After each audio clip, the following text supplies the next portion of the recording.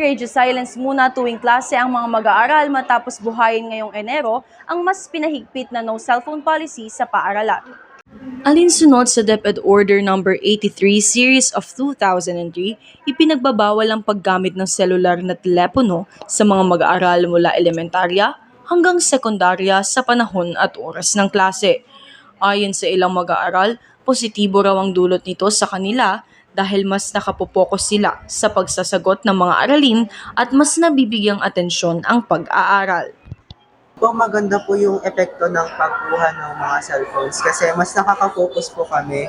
Kasi minsan po nagiging parang burden na po sa amin yung paggamit ng cellphones. Samantala, suportado naman ni Binibining Domingo ang programang ito at mahigpit itong pinapatupad sa kanyang klase upang mas maging disiplinado pa sa paggamit ng cellphones ang kanyang mga estudyante. Dagdag pa niya, ang pangongolekta ng kanilang mga cellphones ay nakatutulong para makapag-focus sila sa kanilang mga pag-aaral. Dahil sa implementasyong ito, natuto ang mga mag-aaral na maging independent at huwag laging umasa sa teknolohiya.